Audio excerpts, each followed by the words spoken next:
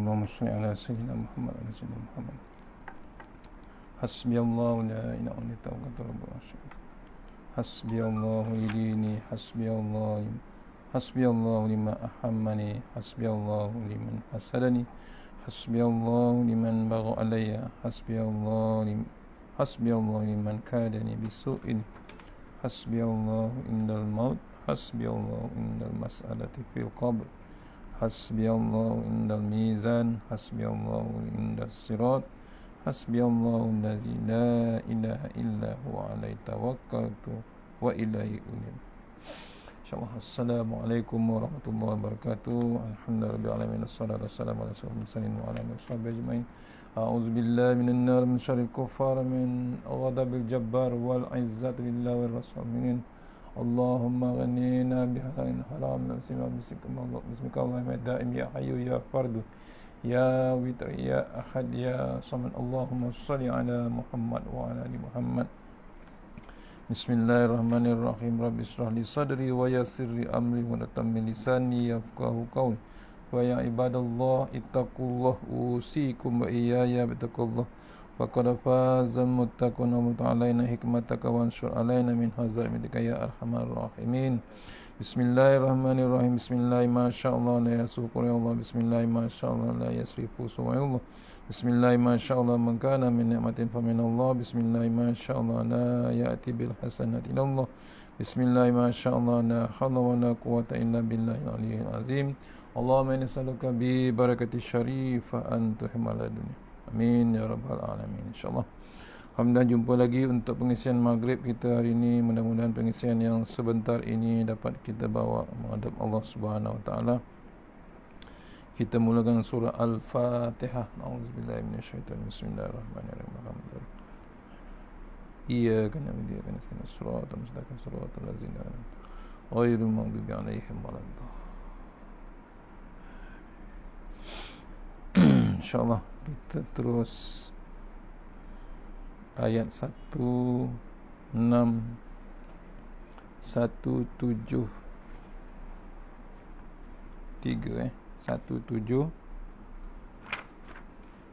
InsyaAllah.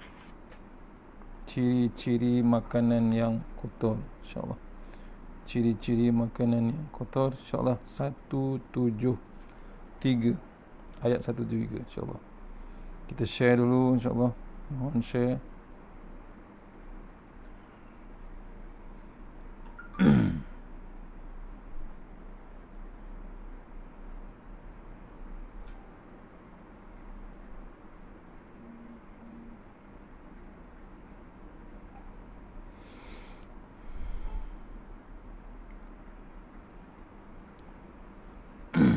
Auzubillahi minasyaitonir rajim. Bismillahirrahmanirrahim. InsyaAllah. Siapa ada kitab My Quran Time, nota My Quran Time, InsyaAllah. Ayat 173 Al-Baqarah, InsyaAllah. Sama-sama kita share. Auzubillahi minasyaitonir rajim. Ciri-ciri makanan yang kotor. Auzubillahi minasyaitonir rajim. Innama harrama alaikumul maitata waddama walahmal khinziri wama uhilla bihi lighairillah faman yadturra ghaira ba'in wala 'adin fala isma 'alaihi innallaha ghafurur rahim. Sadaqallahul azim. Firman Allah SWT, sesungguhnya dia hanya mengharamkan ke atasmu bangkai, darah, daging babi dan daging haiwan yang disembelih dengan menyebut nama selain daripada Allah. Tetapi barang siapa yang terpaksa memakannya bukan kerana menginginkannya dan tidak melampaui batas, maka tiada dosa baginya. Sungguhnya Allah Maha Pengampun dan Maha Penyayang. Al-Baqarah ayat 173.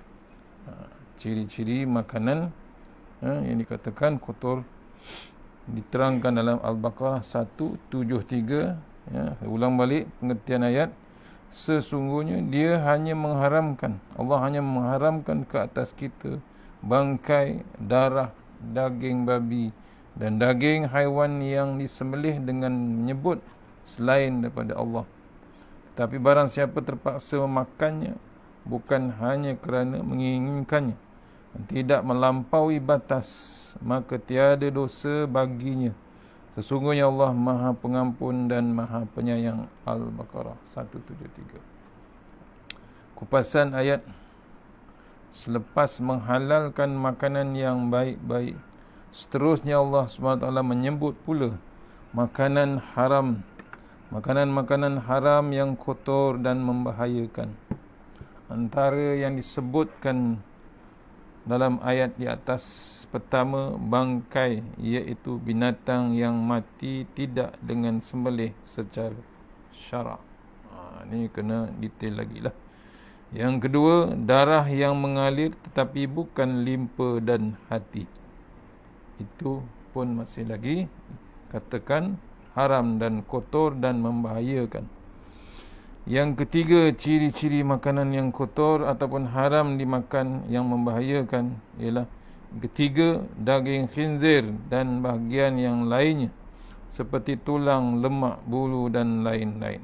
Mana yang kaitan dengan najis, dengan khinzir.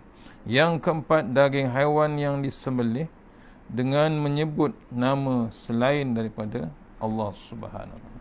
Itu pun diharamkan kita. Ciri-ciri makanan yang kotor, makanan yang haram dan membahayakan.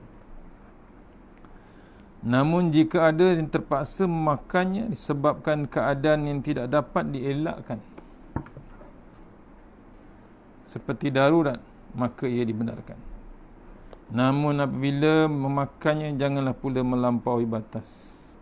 Cukup hanya mengalas perut dan bertahan untuk hidup. Boleh makan daging babi. Syaratnya darurat yang amat sangat.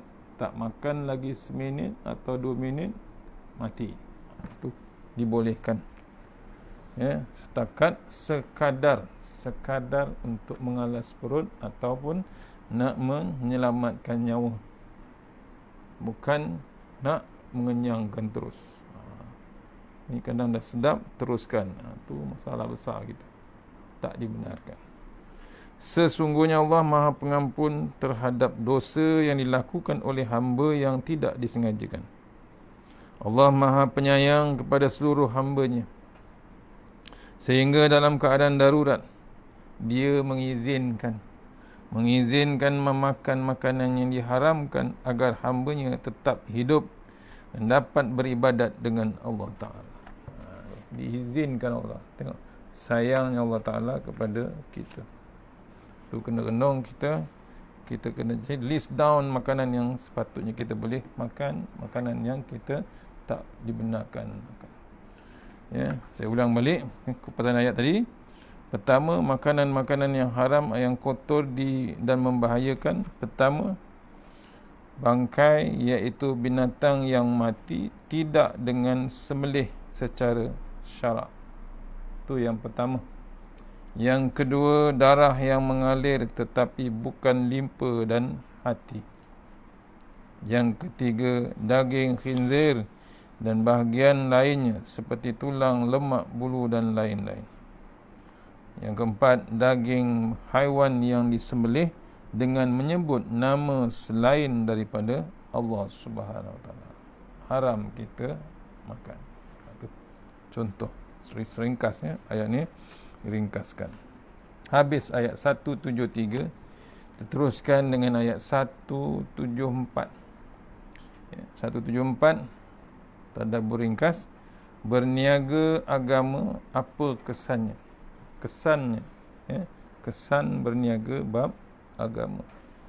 A'udzubillahi minasyaitonirrajim. Innal ladzina yaktumuna ma anzalallahu minal kitab wa yashtaruna bihi samanan qalila ulaika ma ya'kuluna fi butunihim illa an-nar wa la yukallimuhumullahu yawmal qiyamah ولا يزكيهم ولهم عذاب أليم. Sadaqallahul azim. Sesungguhnya orang-orang yang menyembunyikan apa yang telah diturunkan oleh Allah, iaitu kitab dan menjualnya dengan harga yang murah, mereka hanya akan menelan api neraka ke dalam perutnya, dan Allah tidak akan menegur mereka pada hari kiamat dan tidak akan menyucikannya mereka. Mereka akan mendapat azab yang sangat pedih. Allah. Ya, diingatkan kita pada orang-orang yang menyembunyikan apa yang diturunkan oleh Allah Ta'ala. Sembunyikan apa yang Allah turun. Ya. Contohnya kitab, kemudian menjualnya dengan harga yang murah. Mereka hanya akan menelan api neraka ke dalam perutnya. Allah tidak akan menegur mereka pada hari kiamat, dan tidak akan menyucikan mereka. Mereka akan mendapat azab yang sangat pedih. Sebab tu kebenaran perlu wajib kita sampaikan.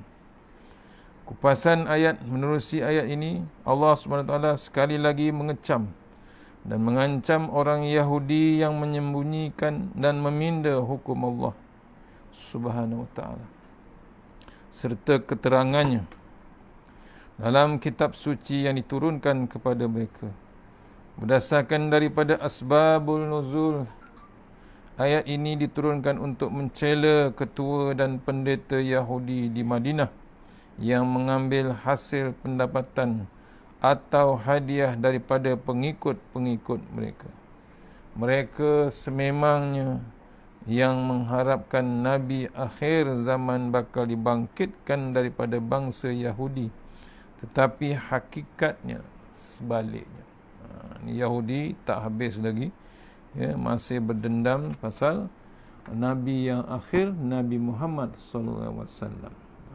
Bab dengki, bab hasad tu terlampau hebat. Walaupun dah beriman dengan kitab yang lama, tapi bila diturunkan kitab yang baru, diturunkan Rasulullah SAW, ya, dilantik Nabi Muhammad SAW sebagai Nabi yang akhir, tak bersetuju kaum Yahudi, termasuk pendetanya. Walhal dia tahu di dalam kitab tu kebenaran Rasul yang akhir, kebenaran kitab yang akhir, Al-Quran, tapi disembunyikan hal tersebut. Takut akan hilang habuan hadiah daripada pengikut dan hilang kekuasaan memimpin, mereka sanggup menyembunyikan fakta yang termaktub dalam kitab mereka itu, iaitu Taurat, dan mengubahnya. Imbang. Tak dapat hadiah, tak dapat tak dapat upah, tak dapat sagu hati, tak dapat apa bila dia berdakwah ataupun memberi ilmu. Dia sembunyikan kebenaran dalam kitab. Takut tersentuh orang-orang tertentu pun sama juga. Di antara perkara yang disembunyikan adalah berkenaan kebenaran Islam dan sifat Nabi Muhammad SAW. Itu yang paling hebat. Dibenci, disembunyikan, dihilangkan kebenaran Islam. Sepatutnya disampaikan, tetapi disenyapkan, ditutup bab Islam. Masih menagih lagi bab yang lama. Akhirnya hilang bab kebenaran Islam dan sifat Nabi Muhammad SAW. Mereka sanggup menyembunyikan sebahagian daripada wahyu diturunkan Allah Subhanahu wa ta'ala kepada Rasulnya dengan mengubah keterangan serta menempatkan ayat bukan pada tempatnya, hanya mendapatkan imbuhan harta dunia, ya. Hanya demi mendapatkan imbuhan harta dunia yang sedikit. Saya ulang balik. Mereka sanggup menyembunyikan sebahagian daripada wahyu yang diturunkan Allah Subhanahu Wa Taala kepada Rasulnya dengan mengubah keterangan serta menempatkan ayat bukan pada tempatnya, hanya demi mendapatkan imbuhan harta dunia yang sedikit. Ini berlaku zaman sekarang. Sembunyi bab yang sebenar. Pasal apa? Nak menjaga bab pendapatan, menjaga mendapat upah, sembunyikan kebenaran. Ini pun berlaku zaman sekarang. Mereka itu seperti menerima rasuah dan kebenaran-kebenaran yang salah yang menguntungkan penguasa. Wa yashtaruna bihi samanan qalila, dan menjualnya dengan harga yang murah. Bab agama tu meniagakan harga yang rendah, serendah-rendahnya. Antaranya rasuah yang paling tinggi adalah rasuah dalam agama. Kena ingat, ya, rasuah bukan rasuah pasal projek yang besar, tak. Rasuah yang paling hebat sekali yang diceritakan dalam Quran ialah rasuah dalam agama. Ia pernah berlaku pada zaman dahulu dan masih berlaku sehingga sekarang.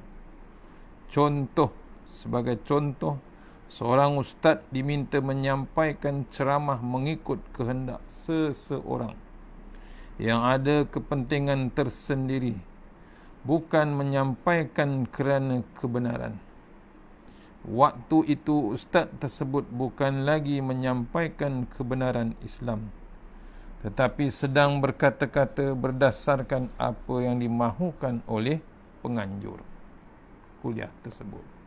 Ini paling hebat yang berlaku zaman sekarang. Saya ulang balik, rasuah yang paling tinggi adalah rasuah dalam agama.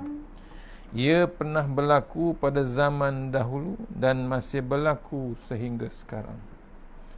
Sebagai contoh, seorang ustaz diminta berceramah ataupun menyampaikan ceramah mengikut kehendak seseorang penganjur, seseorang yang ada kepentingan tersendiri, bukan menyampaikan kerana kebenaran.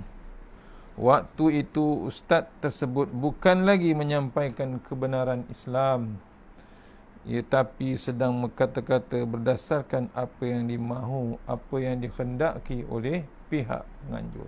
Allahu Akbar, tuan-tuan. Mohon kita sahabat-sahabat semua elakkan kejadian yang sebegitu rupa. Mereka yang menyembunyikan isi kandung kitab Allah Subhanahu Wa Taala kerana diupah akan menyebabkan mereka dimasukkan ke dalam api neraka serta dijauhkan daripada rahmat Allah Subhanahu Wa Taala. Ingat lagi satu statement. Mereka yang menyembunyikan isi kandung kitab Allah Subhanahu Wa Taala kerana bab upah ataupun diupah akan menyebabkan mereka dimasukkan ke dalam api neraka serta dijauhkan daripada rahmat kasih sayang Allah Subhanahu Wa Taala. Di akhirat kelak mereka tidak akan dilayan dengan baik seperti mana orang mukmin. Mereka tidak dibicarakan dengan rahmat dan kasih sayang seperti yang dijanjikan kepada Rasulnya. Bahkan tidak mendapat rahmat Allah Subhanahu Wa Taala pada hari kiamat, dan tidak diizinkan berbicara dengan Allah seperti yang diberi kepada orang mukmin. Allah, tuan-tuan, tak berkesempatan ataupun tak berpeluang berbicara dengan Allah Ta'ala. Kesimpulannya, jangan sekali-kali menyembunyikan kebenaran yang terkandung dalam Alkitab. Lebih-lebih lagi hanya kerana menjaga hati sesetengah pihak. Ini pun berlaku, ya. Janganlah kita sekali-kali menyembunyikan kebenaran yang terkandung dalam Alkitab. Lebih-lebih lagi hanya kerana hendak menjaga hati sesetengah pihak. Itu yang hilang. Itu yang merosakkan, itulah yang menghilangkan bab keberkatan. Contohnya bekerja, berkatnya hilang. Pasal apa hilang? Kerja halal, tapi dalam keadaan yang membuangkan halal tersebut, jadi tak ada barakah. Kerja yang hilang, jadi hilang bab keberkatan. Ketahuilah betapa jijiknya orang yang terlibat dalam rasuah. Rasuah, bukan rasuah projek, bukan rasuah duit, rasuah agama ini. Sehingga Allah Subhanahu Wa Taala tidak mahu bercakap dengan golongan ini di akhirat kelak. Malah mereka akan menerima azab yang pedih. Justru sampaikanlah kebenaran walaupun ia memberi kesan buruk kepada dunia kita. Ya, janganlah kita buat sedemikian. Pertama, diterangkan di sini jijiknya orang yang terlibat dengan rasuah agama, sehingga Allah tak nak jumpa, tak nak bercakap, dan di akhirat besok malah mereka akan menerima azab yang amat pedih, sepedih-pedihnya. Justru sampaikanlah pada kawan-kawan kita, sampaikanlah kebenaran walaupun ia memberi kesan buruk azab di dunia ini. Mohon pada semua ambil iktibar pada ayat 174. Jangan kita berniaga bab agama, kesannya terlalu hebat. Antaranya ialah satu rasuah yang paling hebat dalam dunia. Tewas rasuah yang lain, rasuah yang paling hebat ialah rasuah dengan bab agama. Habis 174. Satu lagi ayat insya-Allah ya. Ayat 175. Siksaan api neraka bagi mereka yang membeli kesesatan. Ya. Ayat 175 meringkaskan api neraka bagi mereka yang membeli kesesatan. Kalau boleh kita elakkan daripada neraka. Itu yang kita baca, Allahumma ajirna minan nar. Ya, Allahumma ajirna minan nar, Allahumma ajirna minan nar. Kalau boleh kita ulang sampai 7 kali. Jangan tangguh bab ya, mohon kepada Allah Taala supaya kita dijauhkan daripada seksa api neraka. Mohon mudah-mudahan ya, mudah-mudahan kita dijauhkan daripada api neraka insya-Allah. Kita terus dengan ayat 175, siksaan api neraka bagi mereka yang membeli kesesatan. Beli yang beli yang halal, dia beli yang bab sesat. A'udzubillahi minasyaitonirrajim. Ulaikal ladzina ishtarau ad-dalalata bil huda wal azaba bil maghfirah fama asbarahum 'alan nar. Sadaqallahul azim. Mereka itulah orang-orang yang membeli kesesatan dengan meninggalkan petunjuk, dan membeli azab siksa neraka dengan meninggalkan keampunan Tuhan. Maka sungguh mengherankan kesanggupan mereka menanggung siksa api neraka itu. Allah ya. Mereka yang membeli kesesatan sanggup membawa kesesatan, sanggup membeli kesesatan, meninggalkan petunjuk dan membeli azab siksa neraka dengan meninggalkan keampunan Tuhan. Maka sungguh menghairankan kesanggupan mereka itu menanggung siksa api neraka itu. Allah sanggup dia. Neraka lah. Itu jawapan dia. Silap besar kita pasal apa? Kita tak tahu keadaan neraka yang sebenarnya. Diceritakan ulama 70 kali ganda. Dalam kitab diceritakan 70 kali ganda panasnya api neraka berbeza dengan api yang di dunia ini.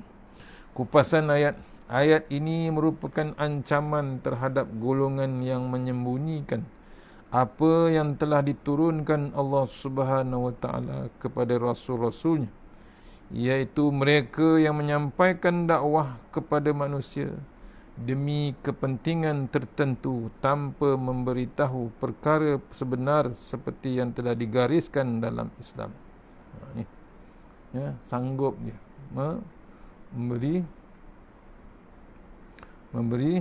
membeli kesesatan. Sanggup dia sembunyikan perkara yang sebenar dalam Islam. Mereka hanya melakukan dakwah demi kepentingan dunia dan mengikut hawa nafsu. Bahkan rela memilih azab neraka berbanding keampunan Allah Subhanahu Wa Taala. Ketika itu mereka seolah-olah telah menjadi jual hidayah dan membeli kesesatan, serta membeli kekafiran dengan keimanan. Tu dijual bab iman dia, sanggup membeli bab sesat. Betapa beraninya mereka bermaksiat kepada Allah Subhanahu Wa Taala, yang akhirnya mereka sebenarnya termasuk dalam kalangan penghuni neraka. Oleh kerana itu Allah Subhanahu Wa Taala berfirman, fama asbarahum 'alan nar. Maka sungguh menghairankan kesanggupan mereka menanggung seksa api neraka itu. Pelik, sanggup dia nak menahan api neraka. Pelik, macam dia boleh tahan dengan api neraka. Dengan semua ini sempurnalah ancaman yang Allah Subhanahu Wa Taala berikan kepada orang kafir, kerana dialah yang menurunkan Alkitab yang berisi kebenaran, menjelaskan jalan petunjuk yang membawa kepada kenikmatan abadi syurga, dan menerangkan jalan kesesatan yang membawa kepada keburkaan Allah Subhanahu Wa Taala dan azab yang pedih. Oleh itu, ikutilah peraturan yang telah tertulis dalam Al-Quran, dan sekali-kali jangan ingkarinya. Sebagai peringatan semua, jauhilah dua perkara ini. Pertama, menukar hidayah dengan kesesatan. Kedua, menukar keampunan Allah Subhanahu Wa Taala dengan azab. Mohon kita jauhkan. Rasuah dalam agama sangat ditegah, kerana ia melibatkan penukaran hidayah kepada kesesatan dan menukarkan keampunan Allah Subhanahu Wa Taala kepada azab. Allah mengampun, tapi dia tukar dengan bab sesat. Dia nak seksa pada Allah Ta'ala. Padahal Allah tu Maha Pengampun. Dia nak yang azab. Itu kesilapan dia. Apa yang jadi agaknya jika kita membeli makanan dengan duit yang rasuah? Jawapannya, makanan yang dimakan itu akan menjadi haram. Justru elakkanlah daripada makan makanan haram.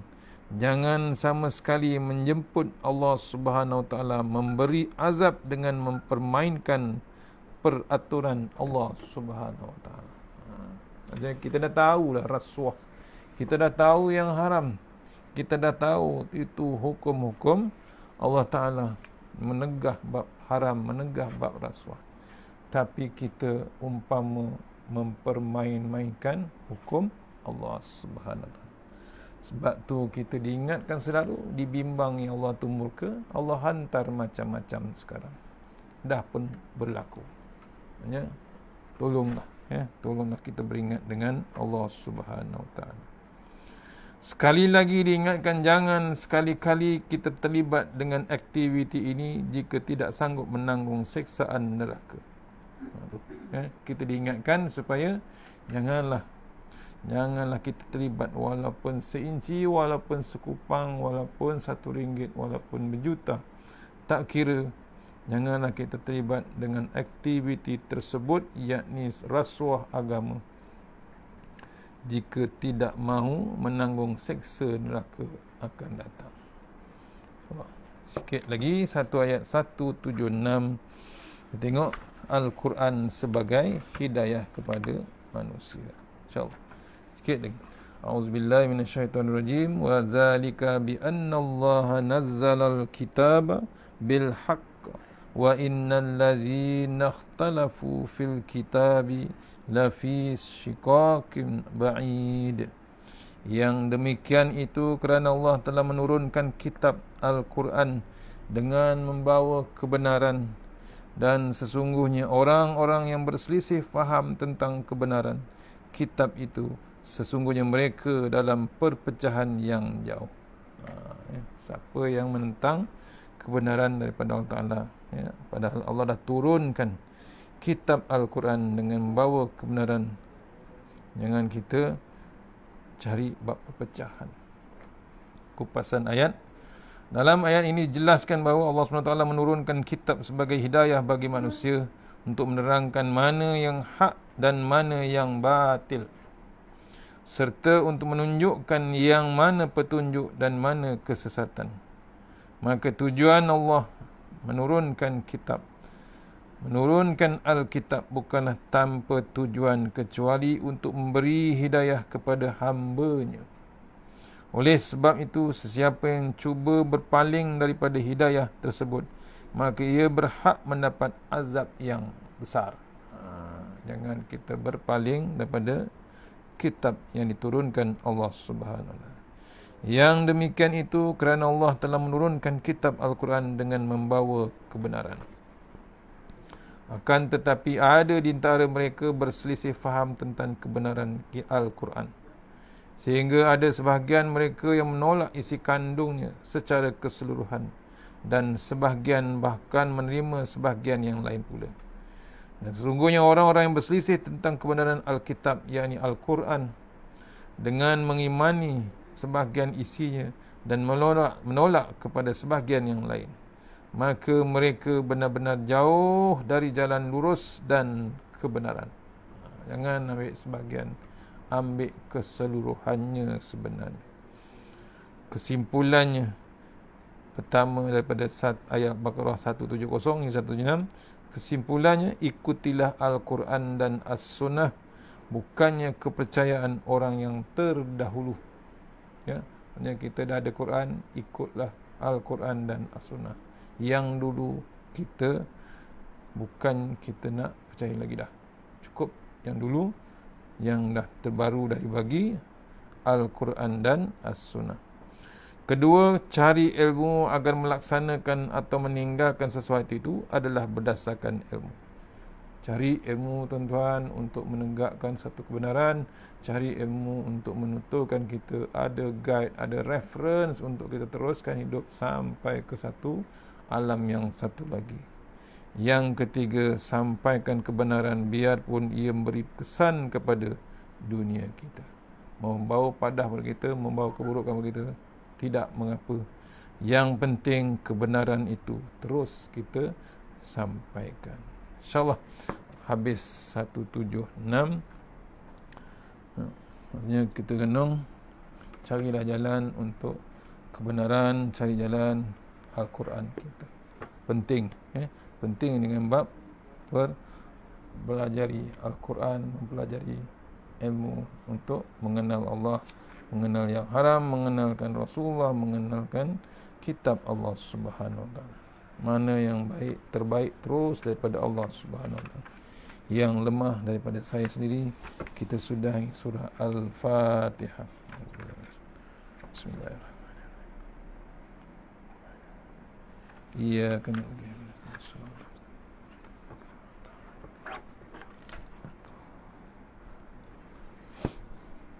A'udzubillahi minasyaitonir rajim. Bismillahirrahmanirrahim.